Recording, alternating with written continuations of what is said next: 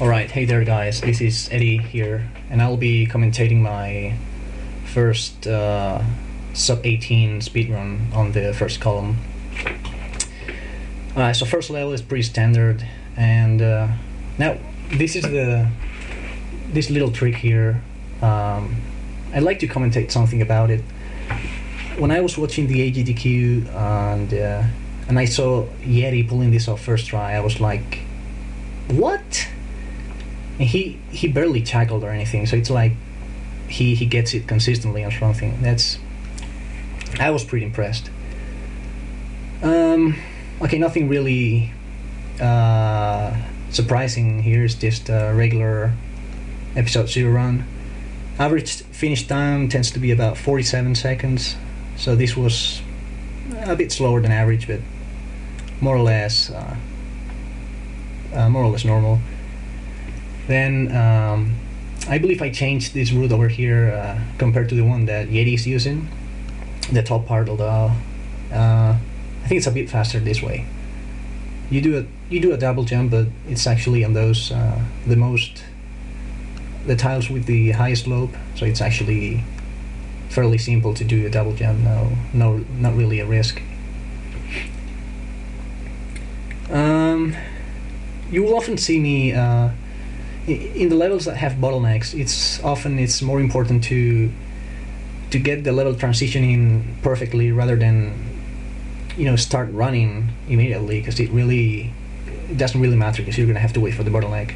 Now for this level here, I've also changed the route.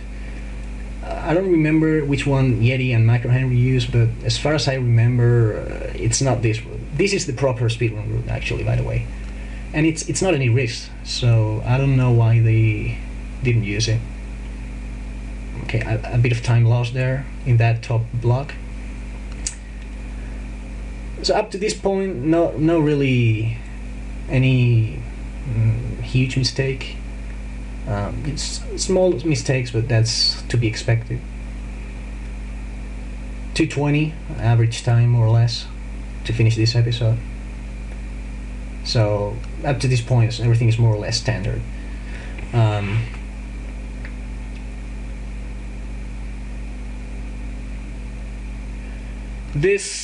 I'm gonna advise you right now that even though the time might seem pretty, might seem pretty good or something, it's actually, well, I don't want to advance anything too much, but you will see a huge time loss that I had. So it's definitely improvable. It was about 20 seconds, so I can really, I'd say, just avoiding that mistake would have been 17:30, and maybe with some more cleaning and just basically getting rid of the major mistakes, this can be pulled down to 17:15 or something like that. Although that's already pretty extreme. But 17:30 is totally plausible. So I'll be trying. Might give a few tries tomorrow or in a few days and try to get sub 17:30. But that's about it.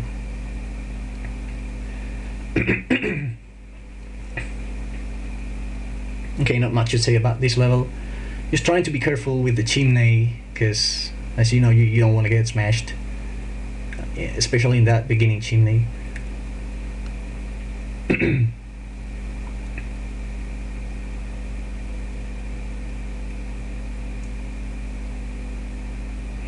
Okay, average time to finish this episode tends to be around 4:20 or something like that. I'm not quite sure how fast this is. 4:19. Yeah, this is decent. This is not the best that I've had, but not bad. Okay, we get to this trick, which fortunately I get on the second try. After some time, you kind of get the hang of it. So typically takes 2 to 4 tries. Tends to be the average.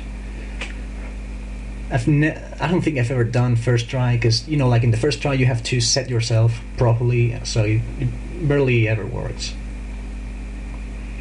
Now there's a little change here compared to the other routes. Actually I failed it here. But I typically try to get the wall jump off the wall, which saves about maybe a couple seconds. I've also done a little change here, as you'll see in a moment. Well, the route here, the first half is pretty standard. It's just there's a bottleneck at the top, as you all know, so you can't really do anything about that. I don't really remember if you can actually beat it. You probably can, but for a column speedrun, it's probably too risky. But yeah, you definitely can now that I look at it. But that's just not worth it. You're not gonna risk 20 seconds. Alright, now here's a big risk that I took. Typically, that was actually a time loss, because typically I try to beat those. I beat those drones, which is the change that I was talking to you guys. I believe that Eddy and Macro wait for them, although I don't quite remember, to be honest, but I always try to beat those, which might save like a couple seconds maybe, although I agree it's quite risky, but a couple seconds, it's a couple seconds. For some reason I have a time check here when I start this episode, and I will tell you in a sec. Yeah, this is about a second slower than average, more or less, compared to what I usually get. This is the level where things start to get a bit tricky, because, well, this can be a good round fucker. Usually you can get the hang of it easily. There are a couple cues that you can use to make sure that the drone doesn't detect you, because really the floor ward is not really the biggest deal here. If to be honest, I've never died in it. Usually when I die there is because the drone makes a sudden, detects me and goes upwards and kills me. Now this level, it's the first level in a long time that you can, it gives you a break because of the bottleneck. You can go totally relaxed. You can wait, you can even scratch your balls if you're itchy, because you just need to wait. So this is one, although it's not, after some time, when you play the first 4 episodes, well, those are the episodes that you end up playing the most, so you're not really nervous at this point, unless you're going really good, but typically not. That was a bit of a unclean there, get away there. But now, after episode 6 or 7, for me personally, is when the hard beating starts, because even if I try to avoid it, it's just I get nervous. I can't help it. Okay, now we have this route, which I changed, as you can see. I did that change very recently, actually. My previous 1806 run didn't have this change, but I found out it's actually easier, because and it's just as fast. Although I'm a little slower here because of sloppiness. But typically, if in the other way, you take the other switch and then you fall through the tunnel. The problem with that is sometimes the first gauze snips me and I lose some time there. Not a lot, but that's what I call a major fuck-up. Okay, you can see there was a bit of an unclean beginning here, sorry. But thankfully there's a bottleneck. Well, thankfully. Not sure if I like it, but there is a bottleneck, so it doesn't really matter. Well, it does matter how quick you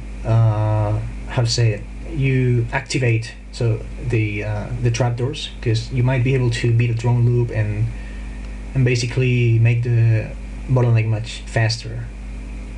And I'm not sure if I got the quick ending here, the quick loop here. I will tell you in a sec. Nah, that was the slow one. That was too slow. If you go a little faster, you will lure you will have a loop faster, and it saves about a couple seconds. Yeah, 80 frames, a couple seconds. Okay, so this is more or less a clean 5-1, no mistakes, the proper ending, so everything is alright. And the time check here, starting this level below 10 minutes, it's usually the goal to start this level below 10 seconds. Just saying this just in case anyone wants to try it out. That's more or less a good mark. Okay, now I'm using this route here, which is actually quite simple once you get the hang of it. But you can actually risk. Right? Did I fuck this up? Oh no, I didn't. Sometimes, obviously, especially in my latter tries, I got killed in that mine for some reason. Even though you actually have a wide range of, wide window of frames to get that jump over the mine. Maybe 4 to 6 frames. So it's actually, in end terms, it's pretty conservative. It's pretty simple. And you just have to run until the end of the tile. So the queue is simple. You know what you gotta do. I want to say something about this. You see that drone that detected me before entering the tunnel where the switch is? Well, sometimes, in very rare occasions, it will not detect me. And what that causes is that when I enter the switch tunnel, it detects you over there and it kills you. And you can't help it because you're trapped. I'm not sure how much that loses, but it's pretty bad. Okay, now the chain gun here detected me pretty early, so I couldn't beat it. I had to wait for it to fire and then go for the switch, go for the door. Sorry. Though there have been a couple errors here and there, I'm fairly satisfied to this point. 1150 when starting 6.4 is fairly good. I'm way below average here already. I tend to start this level right now at 12 minutes. So starting it 10 seconds earlier is pretty good. That's why it ended up being a good run. Okay, now this level, I don't remember the route that Eddy and Macro used, but I think it was at least the one that Eddy used, which is the one I remember. It was much slower. I don't quite remember what he did, but what I did over there is actually pretty safe once you get the hang of it. So it's totally worth it. Then in 7.1, the previous level, you saw me doing the speedrun 0 route, more or less, instead of going for the bounce block as Eddy does. That saves quite a bit, actually, maybe 1-2 seconds. Then this one, that level we all hate. It's not that bad once you get the hang of it. There is that slope jump on the top, which if you fail, the backup strategy is pretty clear. All you have to do is fall to the slope on the right and escalate. You lose quite a lot there if you fuck it up. Maybe 4 seconds or so, I would bet. Then 7.4, I did, as you can see, the tricky beginning with not jumping to get the switch. Not that tricky though once you get the hang of it. Okay, so we're getting to, episode 7 is actually where things start getting tough to me. So that episode 7 went fairly good, to be honest. And now episode 8 and episode 9 definitely the trickiest ones. A bit of a fuck up here, but not too bad. Another error here probably costed me over a second already lost in this level. Although this level is not a big problem actually. Now it's 8.2 that really is the biggest problem for me. I've heard Eddy saying that 8.3 is actually the one that he finds the toughest.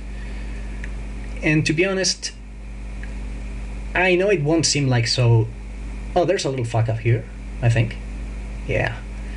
Okay, so this level, I've completely changed the route. I actually go for a really faster route compared to Eddy and Macro, as you'll see now. This is actually the fastest that I could find that is actually safe. And I'm not sure how many seconds it saves, but I think it's quite a bit. It's several seconds that you can save here. Although the problem is you actually go too fast, so you can go up way. Okay, so now this level over here, I think I fuck it up once. Yeah, I do. And not as you would expect. But even though I died there, I actually I don't really find this to be the trickiest one in episode 8. For me, 8-2 is the trickiest one. Even though, as I said, the route that I'm using is quite safe. It's still very random, you know, very orangey, and sometimes the drones will not work properly and they will just fuck it up, and you will either lose time or, even worse, you will just die, and that is the worst that can happen. Alright, so this level is pretty standard, no innovations here. I think we have a couple major fuck-ups up to this point. The one in 8, the death in 8-3 that you just saw, and the one in, what was it? I don't remember the other one actually. But now this is where the fuck-up is. The fuck-up that I was talking at the beginning of the video. Just check it out, because, well, you can already expect it, right? It is, man, I almost cry here. Well, first of all, look at all this time here, wasted here, because I knew that I was doing a pretty good run. So, and now here, boom, that's 20 seconds. That is 20 seconds. So just by avoiding that mistake, that would have been, this run would have been 17:30. And I tend to get that pretty consistently. The problem is that at this point, you know, you are pretty nervous. At least I am pretty nervous. I've only played this, you know, I've only been doing this for 3 days, so probably that's because I'm not used to it, but I get fucking nervous at this point. And I don't want to get the trapdoor, so I try to be safe, and that ended up fatally. Now, did I get this first try? No. Okay, so that's another 5 seconds loss here. So we're talking about, I think that's 5 seconds, yeah. Plus 20 seconds in 9-3, plus 5 seconds in 8-3, that makes 30 seconds. And then there was the previous fuck up, which I don't remember really where it was. And this is the last level. This is an interesting fact, I will say. I didn't post it, but one of the previous tries that I did, I actually got the switch here and smashed in the floor at 1740. So it would have been 10 seconds faster. But anyways, that was it. Thanks for watching.